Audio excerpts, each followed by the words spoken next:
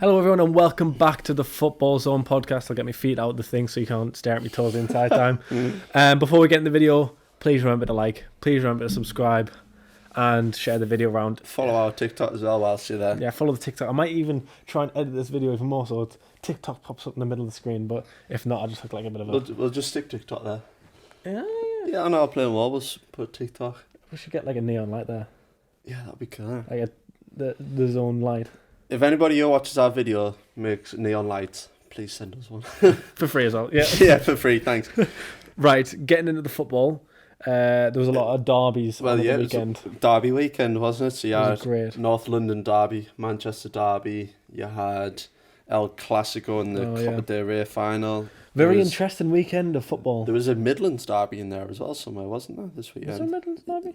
There was another derby, I know that obviously a million London derbies, so you had Chelsea Palace at the weekend as well. Which, that's a mid-table derby. Which they are barely derbies, London derbies. Don't take the mick out of my bottle as well. It looks like a bit of a... But I dropped it. But it was an interesting weekend. Should we start yesterday's derby? Because I know we both watched it in North London derby. And I think before we get into this, we've had Jeff, the referee, on, and potentially we're getting something else on that's interesting to do with referees on. Again, I know we're not just trying to do a bunch of referee content, but it's just what we've got lined up. It's turning out that way. Yeah. But it's interesting, it's insights, but we've got to say referees. That game, that was refereed very well. For the North London derby. Like, it could have kicked off, and I felt like the right cards were handed out at the right times. Yeah, because, I mean, you had fouls in the first 20 minutes that, yes, if that happened later on in the game, there would have been yellow card offences. Yeah. But he didn't want to dish out a yellow card that early because he knows fine well he's going to end up giving out a red card, and then it spoils the game for there because then you have to bring off certain players to bring on another defender, so on and so forth. But Romero could have and probably should have been sent off, in my opinion. Yeah. But I understand why it wasn't, because he just got a yellow card like 10 minutes beforehand, and he flies into a challenge, doesn't make full contact with him, but it could have been dangerous. And I could see if a yellow card, I feel like if he wasn't on a yellow card, he would have been given a yellow card there. He's so rash though, Romero. He is a good defender though, and I feel like sometimes in a game he can get really carried away. Like at the World Cup, you could see he had that team mentality. He had that sort of, I have to do this for the team here. Yeah. But when he's at club level, I don't know. He's so overly aggressive. I made that comparison with him before, which some people weren't happy about, with him and Rudiger. Mm-hmm. In that they're both very similar. I feel like that's the Rudiger of old though. I feel like Rudiger's a lot calmer now. Since he moved to Real Madrid, he wasn't at Chelsea though. Yeah, at Chelsea he was the same. Was I said before with Rudiger at Chelsea was he would have got sold if they didn't go into a back five. Yeah, because he was awful playing four at the back. Yeah, but he's actually good at a forward back at Real Madrid. Yeah, he's doing decent there. But obviously back onto the North London derby, and Arsenal are just tremendous.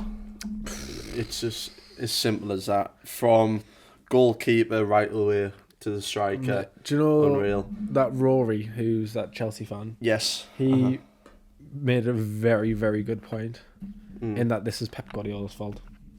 Yeah. It's not even, it's like, it's all your fault in terms of Arteta. That yes, you've moulded a great manager, but that's you have to do that for football. Yeah. People learn off you, and people are there to always learn. And whether he does that intentionally or just the way that he was as an assistant manager at Man City, he would have learned a lot of things off Pep. But it's not only that; it's the fact that he sold Zinchenko and Jesus to serial winners at City. You do realise that those two can win a 3-peat Premier League. Yeah. 2 with a seat back to back. Yeah, but Zinchenko won 3 out of 4 possible Premier Leagues that he was at City for. No, 4 out of 5. Was it 4 out of 5? I think it was there 5 years, Zinchenko. I think it's 3 out of 4. I don't know. I'm pretty sure it's 3 out of 4. But nevertheless, he was in that team a lot in left back. Yeah. And he knows how to win games. He knows how to win the title. He knows how to be mature. He knows how to keep a level head. And that's not just transparent on himself. Yeah. It then goes across to the whole team. He is a leader as well. Yeah. Do you know what I was thinking of watching the game yesterday? Do you know how that Thomas Partey volley that hit the woodwork. And he had another shot. Do you know who Thomas Partey really reminds me of? SEN. No. Who? Nemanja Matic.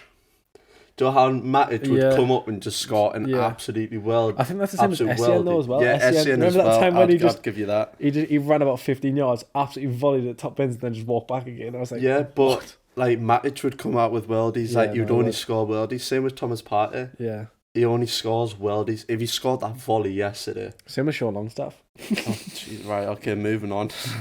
I was really impressed with Eddie Nketiah as well.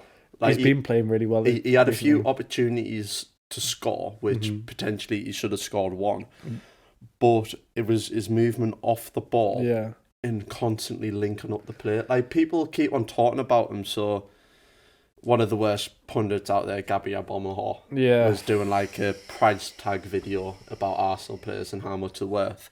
And he was just like, Nketiah worth like 20 million, he does a job. And I'm like, he does a lot more than a job though, because last season when he was forced to play under pressure because of injuries, he hit the ground running and did really well. Exactly. He's done the same this year. The thing is though, Arsenal have a lot of those youngsters that can just go straight into the team though. Yeah. So you saw with Maitland-Niles, he came in and scored, was it 2 goals?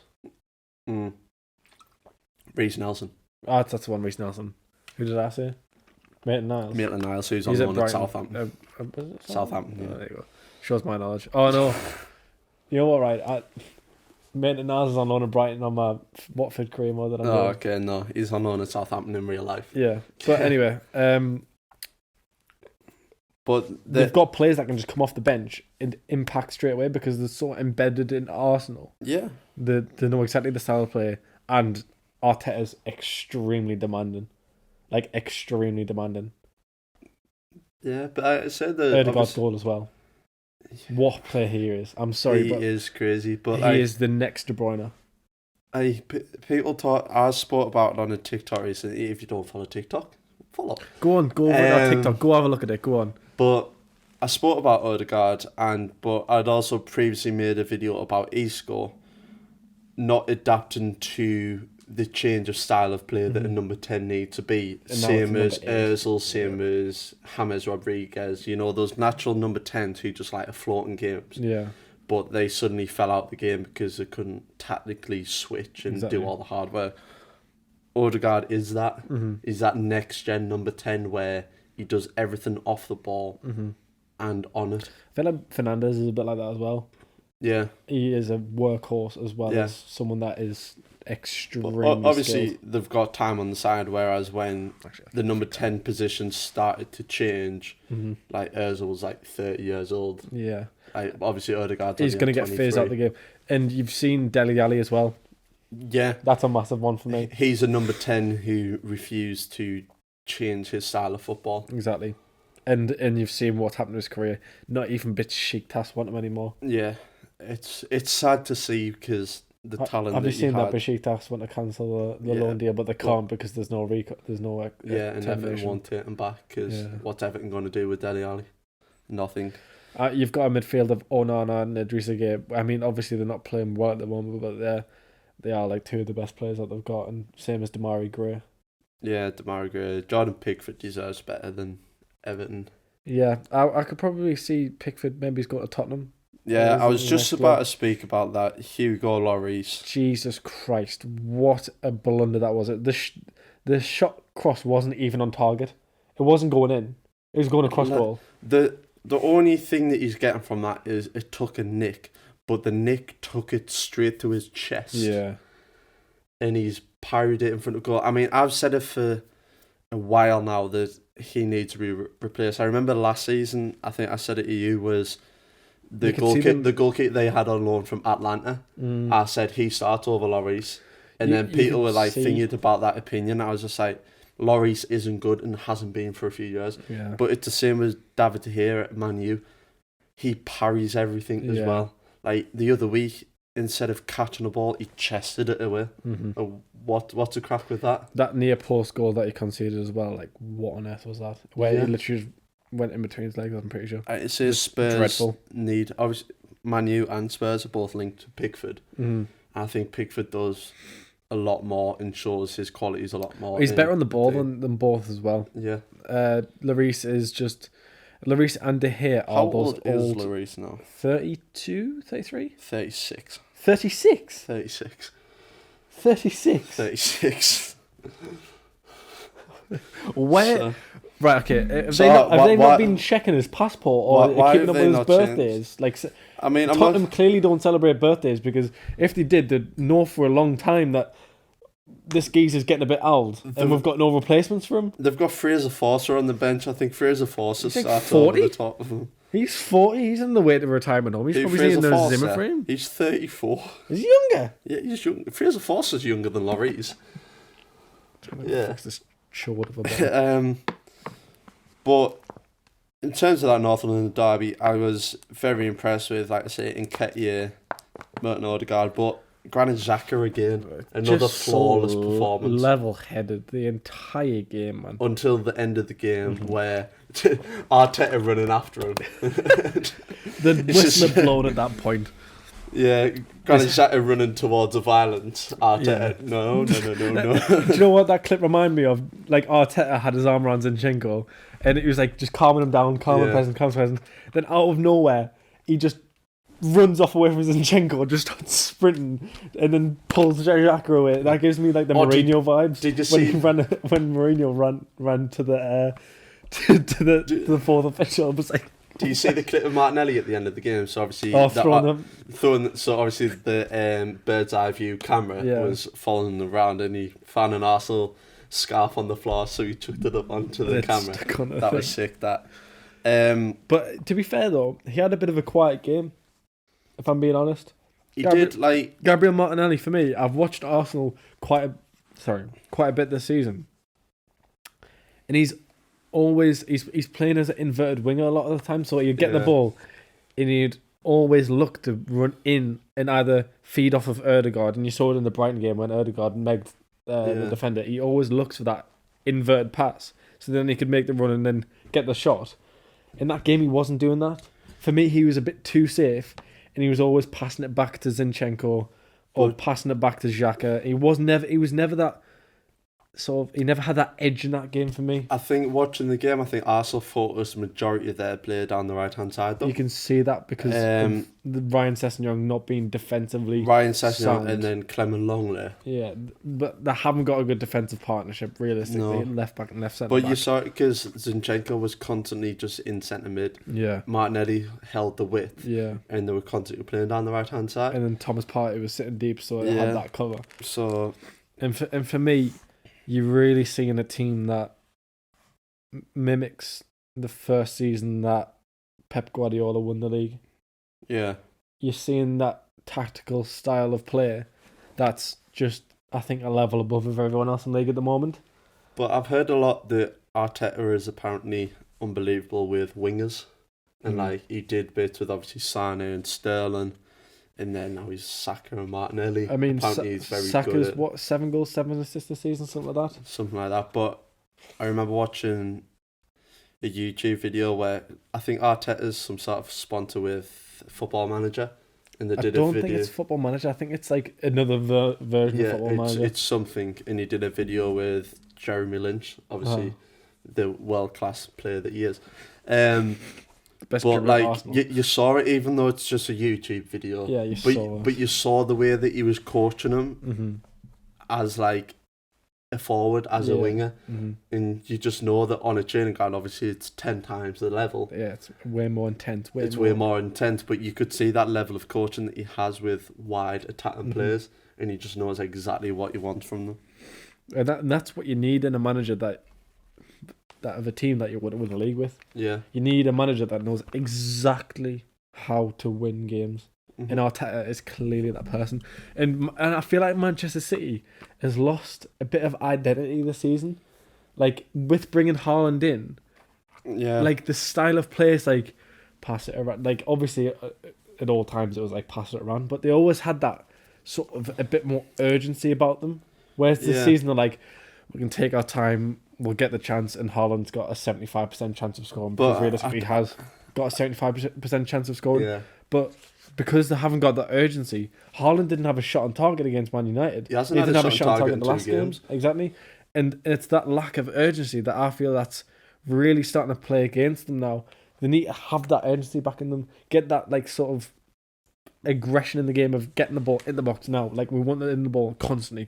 But since Guardiola's been there, the City have went through changes in how they play football, because when he was first there, it was all, you had Sterling and Sane. Sterling with right wing, Sane left wing, so left footer, right footer on the side, getting in behind to the byline, cut ball back. Yeah. David Silva and De Bruyne playing perfect through balls, cut ball back to Sergio Aguero, ball in the back of the net. But their idea there was they had Kyle Walker and Mendy at the time, pushing high as anything out wide. Their philosophy then was just to outscore the opponent. Yeah. And then all of a sudden it was first selling Sane, then Jesus, Sterling, and then all of a sudden it started to change to tiki-taka style football.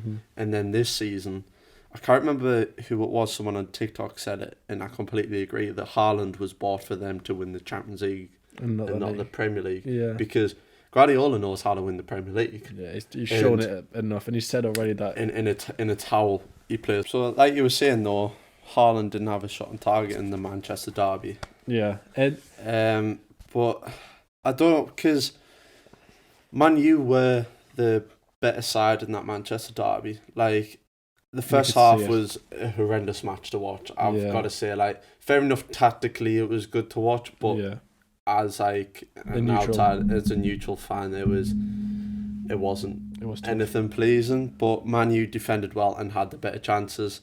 Obviously, City took the lead, but Man U just had that extra bit about them. But obviously, we were talking about in our last podcast about Guardiola's effect on the current managers. One that I didn't realise was when Guardiola was at Bayern Munich, Ten Hag was the assistant manager or academy manager at Bayern Munich. So I didn't realise that, to be fair. It's genuinely unreal, his effect. Yeah, company, Arteta, himself still, Ten Hag. Xavi, yeah. He's just everywhere. The effect. It's everywhere. And you just see this new wave of managers coming through and how passionate they are. It's exciting. Yeah, and how passionate they are to win. Yeah. Like, and it's... Arteta took a big job on for his first job, let's be honest. Oh, massive. You can't go... You don't really see many people going from assistant manager that's behind the scenes of a football club to Arsenal Football Club. But, like, it was a massive high-pressure job. At the time as well. At the time. They just sacked Emery. They sacked... who else did they sack? But the thing is, they were gunning for him to be sacked for literally the first 2 years. Pun intended on gunning as well. Yeah. But it's not until this season. I was always trust him. Yeah. Because I'd been through the same period with Jurgen Klopp coming in. And we had a massive transitional period. And we're like, just run with it, because this whole Abramovich, Chelsea era of get a manager, sack a manager, get a manager, sack. Just trust someone to build what they want. It's tiring though, watching that sort of Chelsea sack a manager, get another manager, and sack a manager, get another manager. And it's like, and you can really see it now, right? And how much of an effect that's had, because you'd hire a manager, you'd bring 2 players in, 3 players in that fit his style. Yeah. And then you'd sack them, and then you'd get a new manager in that buys 2 or 3 players in that fit their style, but then you've got 3 players that have just been signed that the other manager style and not this manager style, and now the club is just a culmination of 15 different managers and a bunch of different play styles. Yeah. And now Graham Potter's sat there with this mess, absolute mess, and I'm not being funny. The club spending an absolute hoon amount of money on people that they just don't even need. Did you see that they've nearly spent the same amount of money in the last 6 months as we've spent in the last 10 years? They spent they're potentially going to spend 460 million. Yeah, 460 million in the last 6 months. We've spent 500 million in the last 10 years. So, in terms of FFP, what is going to happen there? Well, Chelsea fans keep bringing this whole thing up of, we've got no debt. Yeah, but it's about how much you spend to what you bring in. And I don't think they're bringing in nearly 500 million. Well, it's like, I think it's like 30 million debt you can have per season. Yeah, I don't get, like I say, 100% give Graham Potter time. Yeah. Because Graham Potter is a very, very good coach. Mm-hmm. He is a really good coach, and I really do like him. It looks like Ted Bowley, from what he does in America, he likes to have a coach, not a manager, which Graham Potter's a coach, not a manager. And 2, he likes to have a long-term project in his coach. And that's exactly why Tuchel was sacked, because Tuchel had a contract that was manager, not coach. Yeah. So bringing him in is good, but you've got to give him, because it is absolute sort of a mess at Chelsea at the minute. It's an absolute mess. Like, there's no stability. Yeah. There's no heart. There's no desire. There's no clear vision that they're going for. Yeah. It's like it's a mess. It's an absolute mess. Obviously they've just dropped 100 million on Mudryk as well, which Mudryk was a 40 million player. But then Shakhtar, when we want Jack Grealish sort of money for him. So, but it wasn't even that. It was the thing, Mudryk is better than Antony, and Antony went for 80 million. So they're like, all right, okay, so if Antony 80 million, then Mudryk's 100 million. So, a Manchester United fan at work, you know who he is. Yeah. He was just like, he showed us something. And Mudryk has scored 9 goals, 0 assists in 29 appearances. Well, no, but the thing is, for his nation, he's made 11 appearances and got 0 goals. 100 million. Yeah. But 100 million. I've seen clips of him. Looks decent. 100 million. 100 million. 40 million was a good enough price for him. Yeah. 100 million. Not double that and a bit. So there's a few comments on there. Yeah, so Chelsea fans. I made a video about it, and I said to Chelsea fans, what do you actually want? Because I previously made videos about one player that I think every Premier League side should make. Mm-hmm. And Chelsea fans were saying creativity. And I said that they need an out-and-out striker, someone who's going to sit the ball in the back of the net. Instantly, everyone was down my throat saying we need someone to create the chances. Bearing in mind, Chelsea have a lot of players who can create chances. But no one to finish the chances. But no one to finish them, because Aubameyang's washed. I am a big fan of Broha, but he's now injured. So until March. Someone called Mason said it's Chelsea ruining football, not City. Yeah. Which, yeah. You're not wrong. Because City spend money, but spend money well. But you never see, apart from Jack Grealish, you never, in Haaland was only 60 million. You never see them spend over 60, 70 million. Yeah, the only time they've done that was Grealish, and it's because of English tax. No, it was Grealish. There's one more. Someone else has spent. They were forced to do that for Rodri. Laporte, because Laporte had a 67 million release clause, something like that. No, Rodri had a 62 million release clause at Atletico. How much did they pay for Ruben Diaz? 50.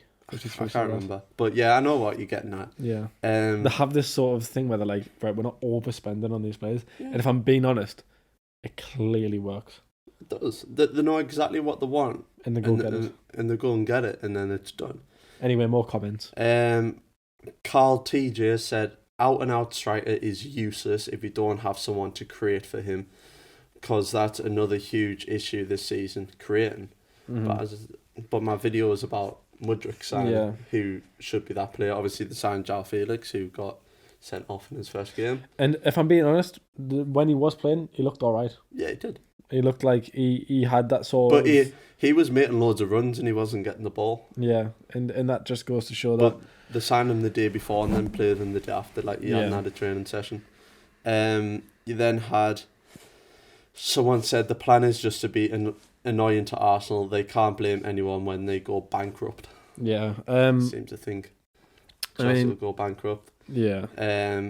Todd has no idea. It's annoying. It's not even him anymore. Apparently they've employed a sporting director. Oh, God. And then someone said, I don't think this signing personally is a Chelsea fan. I think we should have got Enzo Fernandez. Which I've seen a lot of Chelsea fans say they need a midfielder and a right back in this window. Which, yeah, I'm trying to find some of the. By the way that you're just spending money, it looks like you will happily spend and get whoever. Well, you suggested Abraham on the. Yeah, I took Chelsea. the mick when I said Alvaro Morata. I wasn't being serious. But some guy commented they've got a release clause. Yes, Chelsea and this guy called Geppetto Human Son. Yeah. Chelsea needs creativity more than goals, fam. The goals aren't because we don't create high quality chances. Whichever striker we get will suffer. You've got players like Mason Mount, now you've got João Felix, who you'll more than likely end up signing in the summer because... No, the one is... So with João Felix, is he signed a new contract with Atletico Madrid till 2027? Because apparently Simeone is off in the summer. Yeah. So then I think João Felix will be the spearhead for Atletico Madrid's regen sort of thing. Yeah. But I know some people weren't happy with us saying that Chelsea... Tammy Abraham's good. London is Blue said Chelsea wanting Cuckoo. I mean, realistically, you already signed them. So. They've signed him, yeah. But on the creativity for Chelsea is they've got Ziyech, Mount, Havertz, Sterling, now João Felix, now Mudryk. Who else am I missing? Someone else that I'm missing. Who says Pulisic? Ziyech. I don't know. I've already said Ziyech. Yeah. So you've got players who can create. You saw in the World Cup how good was Ziyech in the World Cup. Like if you found a system to play these players and have a focal point, a striker who's going to put the ball in the back of the net, which Tammy Abraham is, plus he creates chances. Last night, well, depends when this is released, but Sunday night for Roma, he got 2 assists. Roma won 2-0. Yeah. So one comment from Andrew says Chelsea have an 80 mil buyback clause on Abraham. Another guy called TikToker says Chelsea should get a replacement for every single position on the pitch. This guy called Thabang Bang. Chelsea already having Cuckoo coming in. I love Tammy, but we don't need him back just yet. We need a proper CDM will help free up our wingers. So I understand where he's coming from that point in terms of a Jorginho replacement. But you've got Zakaria, who's been playing absolutely unbelievable. Yeah. I mean, they'll need Kante and Jorginho replacements in the summer because both of them will be off. But I mean, you look at the money wasted for Chelsea as well. Obviously, they signed Cucurella for 60 million. Lewis Hall's keeping him out of the team, an academy graduate. This guy called Manspider0162 said Chelsea need a god at this point. Yeah, I saw that. I remember seeing that. Yeah. And then also Elia says Chelsea need a midfielder, right back, and striker, which I mean we agree with anyway, because right back James is constantly injured. Yeah. Midfielder, I mean, we suggested that they need a Jorginho replacement, and Declan Rice is probably the likely culprit. And strike, I mean, maybe he's not anymore because Declan Rice wants Champions League football, and Chelsea ain't going to get that. And then striker Tammy Abraham, maybe it's Vlahovic from Juve, Osimhen from Napoli. He's on fire. Exactly. There's plenty of options out there, but Chelsea don't seem to have their own shortlist for players. Chelsea seem to have the idea of if someone else is interested in them, we'll give them more money and we'll have them instead. That's not how it works. You need to have your own idea and your own shortlist of players.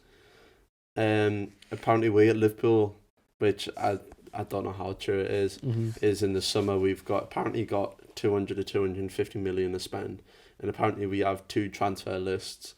One for if we get Champions League and another if we don't get Champions League. And that's worrying for you because realistically... But apparently, again, this is just news. Don't know how true all this stuff is. Apparently we've got a Qatari bid on the table to buy us next month, conveniently after the transfer window is finished. So I said this before. I said... we're not going to buy anybody else in this January transfer window. No. I was surprised when we signed Gakpo, to be fair, because the club will be sold and FSG won't want to sell the club. That's just spending a bit of club cash that they've got. Yeah. I was just like, FSG won't want to invest any more money into the club now because they are going to sell it. So you might potentially get a loan player in, but I don't see anyone loaning out in January. No, we're not even going to get that. I mean, if you don't get Champions League football, you are going to really find it hard to sign Jude Bellingham in the summer. Yeah. And I could potentially see him going to Man United. I'm saying he's off to Real Madrid. I really hope he doesn't. I don't think he will. I don't think he wants to play in Spain. I don't know, but again... In Real Madrid already have a midfield three that they shouldn't change. Yeah, again, another rumour on us was... in an attempt to bring Jude Bellingham in, we're going to sign Jude Bellingham, going to sign his brother Job into the academy, and then give his dad some sort of role in the club as well. I was just like, oh my God. I feel like that's forcing it at that point. Yeah. And when stuff like that happens, it's not always going to end up correctly. Yeah. Job, I feel like, should just be his own career path. He's playing at Birmingham now. Yeah. I don't think it's the right idea for him to go into a youth team then. Because that's just regressing his career. Yes, it's a Liverpool, but your chances are going to be slim. Yeah. Anyway, we'll touch on it a bit more on the Manchester derby. Because we didn't speak about laws, and obviously the main incident of the weekend was, should Bruno Fernandes's goal stood or not? So in my opinion, no. It shouldn't have stood. No. We posted a TikTok about it. We posted the video about it, and if you watch the video, to me, Rashford is in the way of Akanji clearing that ball. That's number one. He's shielding the ball. He's interfering, one. The interference, two, if you forget about the four players in front, and if you look at Ederson, the goalkeeper, Ederson's eyes are completely on the ball and Rashford. Not Fernandes coming out of this angle. It's focusing here. So Ederson's preparing himself for a shot from Rashford, because if you watch the shot from Fernandes, Ederson doesn't expect that whatsoever. But if you watch his left leg, he fakes it. Someone's literally just commented saying he literally pretends to shoot, putting Ederson's literally just a second. I've got the notification pulled down there. He literally pretends to shoot, putting Ederson off guard, as well as blocking Akanji's lane to the ball. Clear interference. It is, like I say, Man City are trying to play the offside trap. I wish I put a poll on that actually instead of... Yeah, we should have put a poll on that. But at least you're getting people commenting. So, Ray Hen says, no, it looks like he tried to slow down so Bruno could shoot. Stephen Booth says, yes, he blocks a run for the City defender. Miles says, yes. Ryan says, if Akanji made an effort to get to the ball, then yeah, but he was lazy, so no, it wasn't interference. But Rashford was in the way. Yeah. Like, Akanji is right there to get the ball, but Rashford's in the way. That is a clear interference for me, and that goal should not stand. So Tactic has said, Akanji has stated he played an offside trap, so he made his decision before Rashford was in an offside position. When has Akanji done this interview, please? Seems like he forgot about Bruno. Very clever play, tremendous. That's not English. If that's against your team, you're fuming. But if, sorry. Oh wait, that guy just literally commented saying typo. But yeah, if that's against your team, you're fuming. But if it's given, he's clearly interfered. And we spoke to I spoke to said Manchester United fan the other day at work, and he's been crying, saying, no, it's not interference, no, it's not interference. But then I said simply, if Manchester City went through on a goal, Mahrez was offside and was shielding Varane from getting the ball, and then Haaland comes out of nowhere and scores, is it interference? He goes, yes. Yeah, it's true. It's interference. Yeah, and the only people who are saying that it's not interference is Man U fans, let's be honest. Because if you know football, that is interference. Initially, when I first saw it, the first time I saw it, I was like, but the more and more and more that I look at the video, it is clear interference. Like I said, there's three things there. It's one, he's completely in the way of Akanji clearing that ball, because Akanji is getting to that ball of Rashford, isn't there? Yeah. Two, the fake shot with his left foot. Three, the goalkeeper is completely watching him and not Ederson. and not Fernandes. Sorry. Mm-hmm. So yeah. Any other points on that? The other point for me for the Manchester derby was Man U's play completely changed when they played with two wide players, a striker in a cam, instead of having Eriksen, Fernandes, Fred and Casemiro all on in the loss of width. When they brought on Garnacho, had Anthony, had Rashford and Fernandes, that's when the game spun on its head. That's how they normally play football, but obviously he tried to change his tactics for the Manchester derby. The thing is, though, I think Ten Hag got it all right in terms of the tactics. The first half is to nullify what they're doing, defending and annoy them and make them second half come out and make those mistakes, make those sloppy passes, which Man City were doing. And Ten Hag had Fred on De Bruyne, he had Casemiro on, I think it was not Bruno, sorry, Bernardo. Yeah. And he had, I don't know who the other midfielder was, but he had him marking the other midfielder. Fred did a job on De Bruyne. But you can see exactly how they were playing, and it was just to frustrate them and to annoy them and to make them make mistakes. So then when they come out in the second half, then when they bring these wingers on, they can then counter, and they can counter fast when they're making the mistakes. And you saw how important... Casemiro was in that role, and it was to instantly play that high quality ball over, and it worked the majority of the time to get them in a position to attack. I mean, they completely learned the lesson, because Man United fans, let's not forget the early game in the season, Foden and Haaland both scored a hat-trick against us. Exactly. So let's not forget about that bit. But that was Man City were completely out the blocks, and the game was done within like 20 minutes. Exactly. So they completely learned the lesson, nullified any chances, and played very well in the first half. And then in the second half, especially when Grealish scored, they went, right, time to change now. And it worked, and they won. On Manchester United, Ronaldo's last game was against Aston Villa, and they lost 3-1. Yeah. Since that game, Ronaldo left the club, and they've went on a 9-game win spree out of 9 possible games. Yeah. Shows where the issue lay. So, therefore, in my opinion, Roy Keane has no leg to stand on in punditry anymore. Yeah. He has been backing Ronaldo for ages. Initially, Gary Neville was. Yeah, initially. And initially, so was Ferdinand. Yeah. And you saw Ferdinand change. You saw Neville change. You saw Carragher change. Actually, saying that Carragher in the first place, I remember that massive argument that they had on Sky. It was absolutely brilliant. Carragher says a lot of stuff, right? And I don't really like Carragher, but in terms of as a person, but his punditry is good. I've got to be honest. Apart from what he said about the owners the other week. Yeah, that confused the life out of me. Baffled me. As well.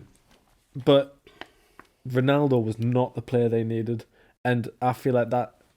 To be fair, if they didn't sign Ronaldo, they're not getting Ten Hag as a manager. But the only reason why they signed Ronaldo was out of straight fear that he was going to sign for City. Mm-hmm. And that's not what you should have done. That's what Ronaldo wanted. Exactly, because he wants Champions League. But the only football. reason why he joined United because Ferguson stuck his nose into the club again and went, no, rejoin Man U, which is wrong that he still has an opinion. But I think still involved in that club, and it's time that he just sits on the sideline and just lets the club run, because it's not the same game anymore, Ferguson. No. Yes, you played very good football. Your tactics worked then, but if I'm being brutally honest, they wouldn't work. No. No. The style of play has changed. As VAR now, you played a very, very dirty game to win, and fair enough. Yeah. So did Liverpool. Liverpool used to play a dirty game, and everyone did really. And that's how you win sometimes.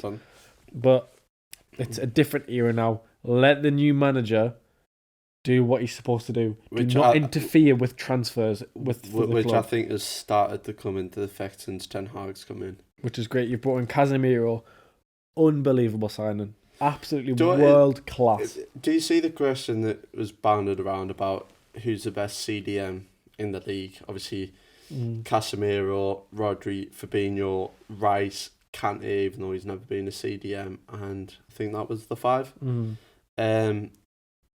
Obviously, it's the main question this season. It's Casemiro or Rodri. And I think that's really close. But I'll probably just make a TikTok about it. It's not the question who's the best CDM in the league. For me, it's a question about which one's the best CDM in the world. Yeah, because unreal. I look around the world of CDMs and I'm like, there's no one who comes close to them two. The only one that I'm seeing comes close is probably Kimmich. Busquets, but Busquets is still quality, but he's a bit older now, but he's still doing a job. He's not as the same quality as those two. But the only person for me who would probably come close would probably be Kimmich. But he's not the same build for me. But he's not the same exact player, so it shouldn't be the case of who's the best in the league, Rodri or Casemiro. It's wild. Which one of them is the best player in the world? Because it's the same case with Martin Odegaard now. Is everyone saying he's the best midfielder in the Premier League right now in terms of You've got to look out of it. attacking position? And I'm like, yeah, he is the best attacking midfielder in the league right now. But then the Premier League's the best league in the world, so is he now the best midfielder in the world? I would still say KDB is better than Odegaard. Yeah. KDB's passing. Yes, Odegaard is incredibly good at passing. Yeah. But for me, how perfect his passing is genuinely unmatched. But I think what goes under the radar with De Bruyne is his work ethic as well. His work rate is incredible. He goes off looking like a tomato. Yeah, it's actually incredible. Single game. And it's like we said at the start of this podcast, it's the adaptation to that number 8 role that he has to play. He's done that perfectly. But what I was going to bring into that as well is, even though David Silva was coming to the end of his career, he adapted his number 10 position into a central midfielder. The thing is that Spanish players though, they've got that so sort switched on for everything, aren't they? Like you saw, like when Pep Guardiola was playing his tiki taka, high press, high intensity. Yeah. They had like Xavi. He was still pressing at the age of 30. He had old players still pressing hard on balls, but it was Spanish players. But yeah, they're so well drilled. With Spanish players, obviously, when Iniesta to play left mid in 11-12 season, he was unbelievable. And swiftly moving on to that is El Clasico Supercopa last night, which whenever this is going out, potentially Sunday night. It's either Monday night or Tuesday night. This is going out hopefully tonight. But so obviously I watched that game. You didn't. Was Gavi played that left mid role, and he got 1 goal, 2 assists, man of the match, 18 years old in an El Clasico final. I did see. It's unbelievable. I haven't watched the full highlights, but I saw like a clip on Instagram. I just haven't had the chance to literally. It was on late last night, then early this morning. Yeah. Was just, I think it might have been the end of the game. They were just passing it around and they were just getting nowhere near. They were just playing in perfect triangles. How easy that match was for Barcelona. It was actually crazy. I've got to say one thing for Barcelona is signing Andreas Christensen on a free from Chelsea. Bargain for the days. Like, it's unbelievable. Like, he's class.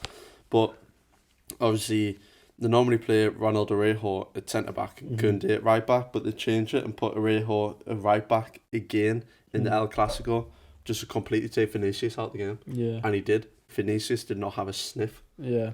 Like the only one time that he got round Araujo, he got booked. That was it. And the thing is, didn't have a chance. With Real Madrid, they're very one-dimensional. Yeah. They play it down that left-hand side for Vinicius to attack it. Yeah. And Valverde plays as an inverted winger. Yeah. And if that doesn't work, if you can nullify them one thing that they do, you can clearly see there's an issue. Yeah. And Xavi saw that, nullified it, 1-3-1. Yeah. And the original reason why they scored is because, Benzema's Benzema. Obviously, they had starting out on the right wing with Dembele, who had another incredible game, which then they played Gavi, who's obviously a midfielder, but he played out wide, coming in field to link up with Pedri. Is Barcelona have the perfect Jordi Alba replacement through the academy, and it's Balde. Yeah. He was incredible. And obviously, because all the play was in field, him coming up that left-hand side at left back. And having so much. his passing was superb. He's so quick. Defensively, he's sound. Crossing ability, incredible player. But the play with a double pivot of De Jong and Busquets were to treat. Real Madrid literally didn't have a sniff. When you have two players that have the passing ability and the awareness, but it's football brain. Exactly. Both of them have. Yeah, the awareness that they have to lay a pass off, or how close the man is, how touch tight they are, which way they can turn. The little feints that Busquets throws, the tiniest little body feints that you can. But how did Barcelona go from having a midfield trio of Busquets, Xavi, and Iniesta, and able to recreate it with De Jong, Gavi, and Pedri? Like, I'm not saying that they're at the quality of those three yet, but they have the same qualities as, and can potentially be on that level, because at the end of the day, Xavi at Barcelona and Juan Laporta coming back in as president are looking to get back to that style of play that they were at, and that domination that they're at, of having La Masia graduate running the club. Yeah. Which they're getting close to that point. Yeah. And they're buying players that fit La Masia and tiki-taka mould, and not just trying to sign Galacticos as Bayern. The thing is, though, David Villa wasn't a La Masia. He wasn't, but he fit that mould of exactly, Spanish. That's what I'm saying. They've brought in Lewandowski, who obviously isn't a La Masia. Yeah. But he fits the mould of the team. Yeah. What the team need right now, and then obviously they need to be wary though for the next 2 seasons to find someone that can keep up with the goal scoring, the same as Lewandowski. Ansu Fati, I see him more as a wide player. I don't see him very centrally. Yeah. And you've got to be careful with Gavi playing so well out wide. Where is Ansu Fati going to fit in? And with him being quite injury prone, what's going to happen with him? I think the thing with Xavi is that he's adapting his game per whatever match he's playing. Yeah. So whatever he sees best fit, he'll play the right players for that game, which shows how good of a manager that he is. I think the only player that Barcelona have who could play as a striker in case of a Lewandowski injury would be Ferran Torres. Yeah. Because he did at City and scored goals. Remember that heel flick he scored against Hughes? The thing is, though, Ferran Torres did initially come into Barcelona. He played up front as well at times when Aubameyang didn't play up front. I mean, when Aubameyang came into Barcelona, it's exactly what he needed for 6 months, and then moved him on. Have you seen that rumour that he could go back in January? Really? Oh my god. So, imagine having Aubameyang and Lewandowski. So there's this link is Memphis Depay looks set to leave either to a Premier League side or potentially Atletico Madrid. No, is that Chelsea don't particularly want Aubameyang anymore. Yeah. Barcelona have said we would happily have him back for completely free. Yeah. And Aubameyang has said that he wants to go back and would take a massive wage cut to go back. Yeah. So we could see Aubameyang 6 months later going back to Barcelona. That is so funny. If Memphis Depay leaves, which in the summer it was either Memphis Depay or Aubameyang leaving. Yeah. Aubameyang left, Memphis Depay said now January you could change again. It's merry-go-round of transfers, isn't it? It's crazy. Is there any other topic that we can talk about? Anything on your mind? No, because I don't want to talk about our loss this weekend, so I'm fine with that. Newcastle. You've obviously got a nice last-minute winners. Newcastle. And that's the games that just show quality of a good team, yet again. It certainly does. We didn't play very... Well, actually saying that, yes, we did. Yes, we did play well. We dominated the possession the whole game, creating chances a lot. And then Mitro missed another penalty against us. What a lad! He's a Geordie boy at heart. Forest beat Leicester 2-0 as well. What did I say? Do you know what it is, right?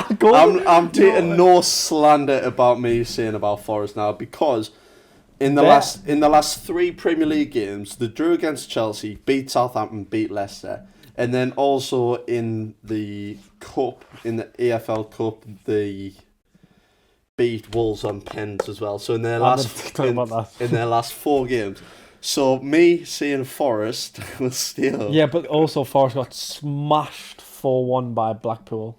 Yeah, I don't care about that. That doesn't fit the dynamic about me. Yeah, All right, Forest are now 13th in the league, so don't say anything. 13th? Yeah. Is it?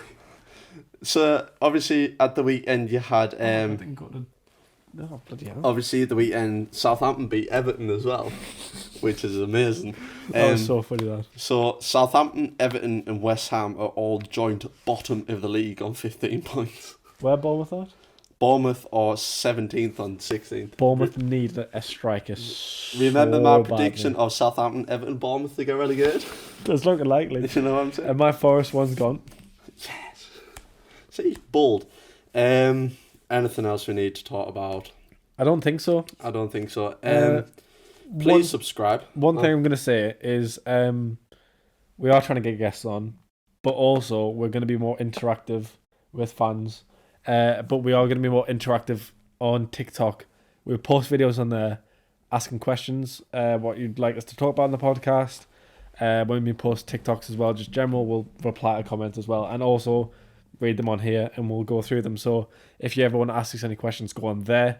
Yes, and also our next guest on is going to be a former goalkeeper. That's confirmed. 27th is the day we're filming it. Yeah, so that's confirmed. So any questions you've got for a former goalkeeper and academy goalkeeper coach, please let us know in the comments, and we'll also post about it on TikTok as well. So if you've got any comments on there, ask them on TikTok as well, and we'll show it to get through as many as we can. I was going to say, but other than that, I think that about wraps up today's podcast. It was a good one. I And like that if one you've a lot. learned anything from this podcast, is go follow our TikTok. Exactly. Follow TikTok, subscribe, press the button down below. And Thank you very much for watching.